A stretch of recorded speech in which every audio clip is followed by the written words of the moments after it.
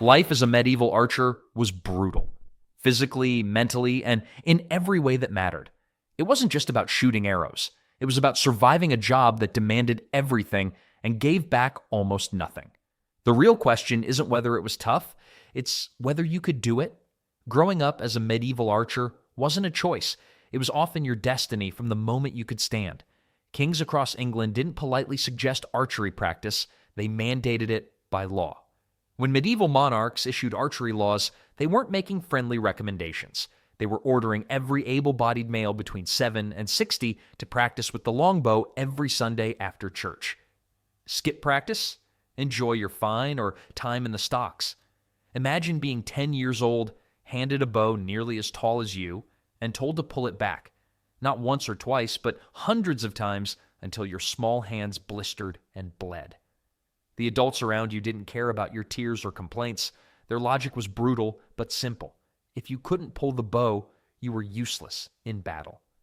Again would be the constant command as your shoulders burned and fingers split open. Your first bow might be smaller, but by 12 or 13, you'd be expected to handle the real thing. And that real thing required the strength that would impress even the burliest modern athlete. Training wasn't just about hitting targets. It was about building the freakish upper body strength needed to repeatedly draw a bow, requiring over 100 pounds of force. While other children played, young archers spent hours pulling weights, lifting stones, and practicing the same motion thousands of times until their bodies physically changed. The evidence of this brutal childhood training still exists today in skeletal remains showing bizarre bone deformities, oversized left arms, twisted spines, and bone spurs on fingers from years of constant strain. Examinations of medieval graves found archer remains with left arm bones 50% thicker than their right. Their bodies literally warped around their profession. By 16, successful trainees could fire up to 12 arrows per minute with accuracy at 200 yards. Their fingers had permanent grooves worn into them and calluses so thick a needle couldn't pierce them if they tried, which was probably for the best since medieval medicine consisted mainly of rub some dirt on it and get back to practice. The worst part? This childhood of pain was just the beginning. After years of brutal training, you'd think an archer would love their weapon. The reality was far more complicated. The English longbow was both a marvel of medieval warfare and a relentless source of physical torment. First, its sheer size. Standing between 5 feet 10 inches and 6 feet 6 inches, it often matched or exceeded the height of its wielder. Crafted from yew, it weighed only 3 to 5 pounds, but after miles of marching, that was weight enough. The real brutality lay in its draw force. Recovered bows reveal draw weights between 90 and 180 pounds, 2 to 3 times the force of modern hunting bows. Imagine lifting a medium-sized dog with 3 fingers, then repeating it 400 times in an afternoon. There was no trick to making it easier, just raw muscle power. The toll was devastating. Archer skeletons show enlarged bones, compressed spines, and severe arthritis. Some develop such massive bone spurs on their drawing hands that they must have lived in constant pain. Yet they kept shooting. Maintenance was another battle. Hemp or flax bowstrings required regular waxing and had to be kept dry. Spare strings were carried wrapped around the head beneath helmets, medieval multitasking at its finest. The bow itself, if stored improperly, would warp and become useless. Even well-maintained bows had short lifespans, sometimes breaking after hours of intense battle. Arrows had to be carefully matched to the bow. Too light and they lost power. Too heavy and they wouldn't fly true. A skilled archer could fire 10 to 12 arrows per minute, adjusting instinctively for distance and wind. Archery wasn't just a skill, it was a way of life. Daily practice was mandatory, and entire companies were fined for taking a single day off. Some archers called their bows their wives, both loved and resented. One, caught drinking excessively, defended himself by saying his bow demanded everything from him. So, at night, the ale was his alone. As demanding as this relationship was, the bow was just the beginning of an archer's burden. Packlight wasn't an option for medieval archers. When war called, they carried enough gear to make a modern soldier wince. Their burden wasn't just the emotional weight of impending battle, it was the very physical weight of survival tools strapped to their backs, hanging from their belts, and slung across their shoulders. The longbow itself was just the beginning. At 6 feet tall and up to 5 pounds, it was a challenge to carry. But without arrows, it was just an awkwardly shaped walking stick. And arrows? Those weren't travel-sized. A standard war archer carried 60 to 100 arrows, 7 to 12 pounds of pure pointy inconvenience. These weren't neatly packed in stylish back quivers like in movies. Most archers slung arrows at their hip, crammed them in boots, or just stabbed them into the ground and hoped no one tripped. Running out of ammo mid-battle was a death sentence, so archers carried materials to make more: extra arrowheads, feathers, and wooden shafts. Smart ones had emergency fletching kits, because nothing adds to battlefield stress like crafting arts and crafts under fire. The bowstring was another issue. Rain made hemp strings stretch, so archers carried at least 3 backups wrapped in waxed cloth. Some tucked spares into pouches, others into their helmets. A few supposedly stored them in less mentionable body crevices. When your life depends on dry strings, dignity is optional. Armor? Archers got the short end of the stick. Most wore quilted jackets weighing 10 to 15 pounds, like fighting inside a mattress.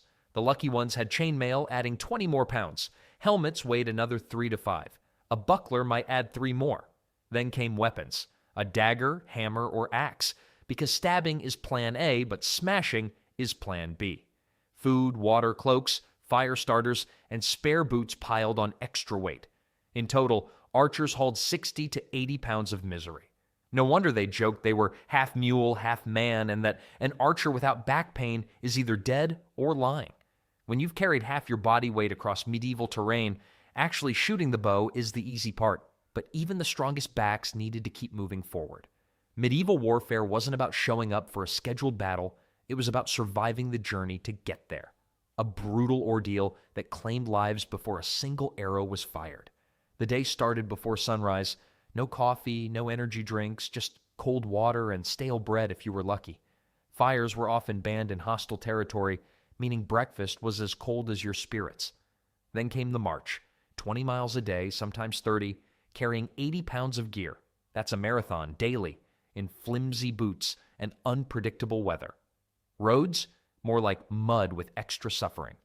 Paved highways were rare, so armies trudged through dirt paths, open fields, and trails that seemed designed to break ankles. Maps were rudimentary at best, so guides, sometimes unreliable ones, led the way. A French chronicler described English archers as moving like a plague of locusts, their feet so hardened that rocks seemed to yield. That wasn't poetic. It was a bitter complaint from people watching their land get trampled.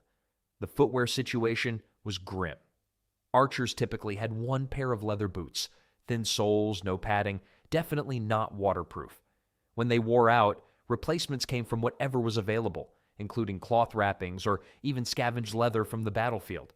Some hardened their feet in advance by walking barefoot on gravel or rubbing them with salt and vinegar. Weather turned everything into a nightmare. Summer meant heat stroke, winter meant frostbite. Rain meant misery for all. Cold soaked everything, gear got heavier, and bowstrings became useless. Some armies just stopped moving when the rain was too bad, preferring delay over drowning in mud. Sleep was a luxury. No tents unless you were nobility. Most archers slept on the ground, wrapped in cloaks, hoping bugs wouldn't feast on them. Food? Hard bread that needed soaking to be edible, dried meat tougher than armor, and foraging, a polite term for taking whatever you found. By the time they reached battle, archers were already half dead. Unfortunately for their enemies, that made them twice as dangerous. The march might break bodies, but it forged resolute spirits, and those spirits would need every ounce of resolve once the actual fighting began. Archers weren't just guys with bows. They were highly trained specialists operating with the precision of medieval artillery units. Their formations turned battlefields into giant screaming pincushions. The basic archer formation, shoulder to shoulder in long lines, seemed simple, but every detail was carefully planned. Terrain, wind, sun position, enemy movement, commanders treated battlefields like oversized chessboards. A slight rise in the ground meant better range. A forest behind them prevented cavalry from flanking. Sun in the enemy's eyes? Bonus points for making knights squint. Archers didn't stand in straight rows. They formed a slight curve, not just to look fancy, but to make their arrows converge on targets from multiple angles. This increased the kill zone, making dodging a near impossible task. The math behind these volleys was terrifying. A well-trained archer could fire 10 to 12 arrows per minute. 100 archers, over 1,000 arrows per minute. At Agincourt, 6,000 English archers participated, meaning they would rain down 60,000 arrows a minute. That's not a battle. That's a weather report. But this wasn't random shooting. Against infantry, volleys came in continuous waves, forcing enemies to advance while being turned into medieval porcupines. Against cavalry, archers planted stakes in the ground to stop horses while aiming at both the riders and their terrified, soon-to-be riderless mounts. Arrows weren't just fast, they were lethal. A war arrow from a longbow hit speeds of 160 feet per second and could penetrate 4 inches of oak. Chainmail might as well be a t-shirt. Even plate armor had weak spots that arrows could exploit. Communication was just as sophisticated. Voice commands were useless in battle, so archers relied on flag signals, horn blasts, and drums. Medieval drumline? More like a medieval death beat. Wind, rain, and terrain were factored in like a brutal physics experiment. Crosswinds, adjust formation. Rain, adjust aim. Narrow battlefield, make the enemy stack up like a human sandwich. The result? Archers changed medieval warfare forever, and if you were on the receiving end, the only question was whether you'd die first, or just wish you had. But even the most sophisticated tactics couldn't prevent the battle from eventually getting personal. When enemies closed the distance and the last arrow had been fired, science gave way to desperate survival. Unlike modern soldiers who might call for extraction or reinforcement, medieval archers faced a simple, terrifying truth. They had to fight hand-to-hand against enemies who were often better equipped, better armored, and absolutely furious about watching their comrades fall to arrow fire. This transition happened in several ways, none of them pleasant. Sometimes enemies simply outlasted the arrow supply. A typical archer carried 60 to 100 arrows, which could be depleted within 15 minutes of intense combat. Medieval supply chains couldn't exactly airdrop ammunition. Once you shot your last shaft, you were officially in the close combat business. Other times, cavalry or infantry broke through protective lines, forcing archers into immediate melee. In these moments, archers reached for their secondary weapons, tools that revealed just how desperate they were. The standard backup was a simple dagger useful for eating and camp tasks, but tragically inadequate against a mounted knight with a 5-foot sword. Some wielded mauls, essentially wooden hammers with metal striking surfaces. A solid hit could dent armor, but getting close enough to swing one meant volunteering for a starring role in a medieval cautionary tale. Others carried small axes, repurposed from woodcutting, which could hook shields or penetrate armor at weak points. The most desperate archers weaponized their bows. A 6-foot yew longbow made a passable staff, and some even modified them with metal caps. Medieval art shows archers trying to trip knights with bows or block sword strikes, rarely successfully. The mismatch was brutal. Knights trained in close combat from childhood, wearing 60 pounds of armor and wielding weapons crafted by master smiths. Against them stood the archer, typically wearing a gambeson, wielding a converted tool, and trained only in bow use. One medieval writer described this as a mouse battling a cat, albeit a mouse who earlier killed the cat's entire family. Not all archers died. Some escaped, others survived with injuries, and a few even captured enemy weapons. But once an archer ran out of arrows, survival often became a matter of sheer luck. This transition from ranged warfare to desperate close combat represents one of history's starkest battlefield role reversals. In minutes, elite distance killers became underdogs fighting for bare survival. For those who somehow survived this ordeal, yet another challenge awaited, one that no weapon could defeat. Medieval battlefield medicine combined genuine knowledge with treatments so bizarre and dangerous they often finished what enemy weapons started. For archers who survived combat, the real fight was just beginning. Arrow wounds were ironically common among archers themselves. Friendly fire incidents were frequent in the chaos of battle. These punctures caused extensive internal damage, and medieval surgeons called arrows that passed clean through fortunate wounds since they could at least be cleaned from both sides. Extraction was a nightmare. Specialized tools like the crow's beak gripped embedded arrowheads, but success rates hovered around 50%. The other 50% got an early retirement plan, just not the kind they wanted. Melee wounds presented different problems. Clean sword cuts sometimes healed, but ragged slashes and crushed limbs often led to gangrene. Amputation was the only option, but survival rates were grim. The first treatment for most wounds was wine, not for drinking, but for pouring directly into injuries. It turns out medieval doctors and modern bartenders agreed on at least one thing: alcohol fixes everything. Wound closure was a horror show. Surgeons stitched wounds with boar bristles and horsehair, often without sterilization. Cauterization with hot iron stopped bleeding, but created infected burn tissue. Recovery locations were worse. Field hospitals packed wounded soldiers onto straw mats, blood and pus pooling together. Cross-contamination wasn't just a risk, it was practically encouraged. Medieval infection theory was questionable at best. Surgeons blamed festering wounds on bad air and corrupt blood, treating them with honey, helpful, and animal dung, not so much. Pain management was mostly alcohol or opium if available. Otherwise, patients got a leather strap to bite and a doctor with selective hearing. Many archers never returned to battle. Hand and arm injuries made drawing a warbow impossible, leaving them disabled with few economic options. Some veterans self-mutilated to avoid recall, severing fingers to make themselves unfit for duty. When cutting off a finger sounds like the best career move, you know the job has some issues.